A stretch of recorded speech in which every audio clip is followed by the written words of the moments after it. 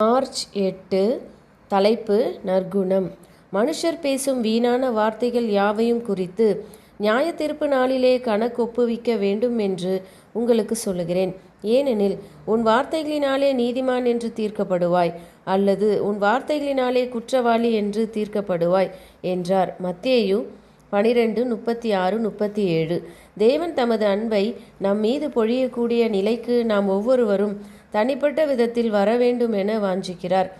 அவர் மனிதன் மீது ஓர் உயர்வான மதிப்பை வைத்திருக்கிறார் மற்றும் தம்முடைய ஒரே பேரான குமாரனுடைய தியாகத்தினால் நம்மை மீட்டிருக்கிறார்.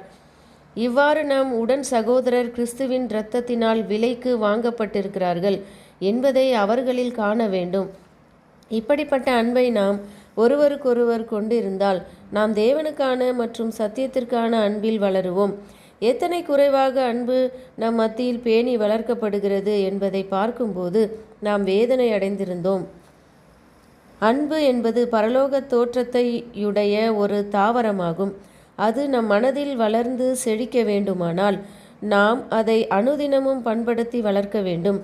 மெதுவாகவும் மென்மையாகவும் நீடிய பொறுமையோடும் எளிதில் கோபம் கொள்ளாமலும் எல்லாவற்றையும் தாங்கி எல்லாவற்றிலும் நிலை நிற்க வேண்டும். இதுவே விலையேற பெற்ற அன்பின் விருட்சத்தின் மீதான கனிகளாம். நீங்கள் ஒருவரோடொருவர் தொடர்பு கொள்ளும்போது உங்கள் வார்த்தைகளில் கவனமாயிருங்கள்.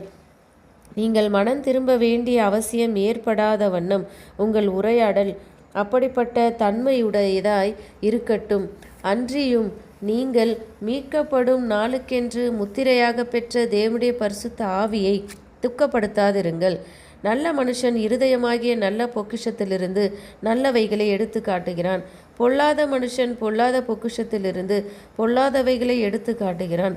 சத்தியத்தின் மீதான அன்பு உங்கள் உள்ளத்தில் இருந்தால் நீங்கள் சத்தியத்தை குறித்து பேசுவீர்கள். கிறிஸ்துவுக்குள் உங்களுக்கு இருக்கும் அம்மாபெரும் நம்பிக்கையை குறித்து பேசுவீர்கள். உங்கள் இருதயத்தில் அன்பு இருந்தால் உங்கள் சகோதரனை மேலான பரிசுத்த விசுவாசத்தில் நிலைநிறுத்தவும் கட்டி எழுப்பவும் தேடுவீர்கள். உங்கள் வாயிலிருந்து வரக்கூடிய ஒரு வார்த்தை உங்கள் நண்பன் அல்லது சகோதரனுடைய குணத்திற்கு கேடு விளைவிக்குமானால் இது போன்ற தீமையான பேச்சை ஊக்குவிக்காதீர்கள்.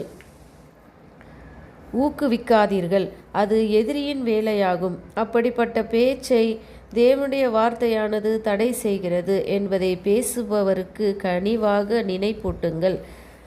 கிறிஸ்து நமக்குள்ளே வாசம் செய்யும்படிக்கு ஆத்தும ஆலயத்தை தீட்டுப்படுத்தும் அனைத்தையும் இருதயத்திலிருந்து நாம் வெறுமையாக்க வேண்டும். நாம் நமது இரட்சகரை எவ்வாறு உலகிற்கு வெளிப்படுத்த வேண்டும் என்பதை அவர் நமக்கு கூறியுள்ளார்.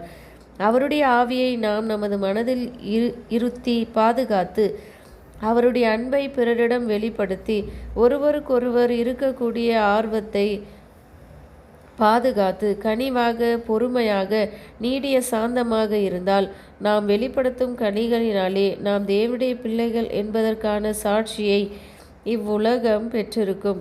சபையின் ஒருமைப்பாடே அவ்விசுவாசிகள் மற்றும் உலகத்தார் மீது ஓர் உணர்வுள்ள செல்வாக்கை வெளிப்படுத்த சாத்தியமாக்குகிறது.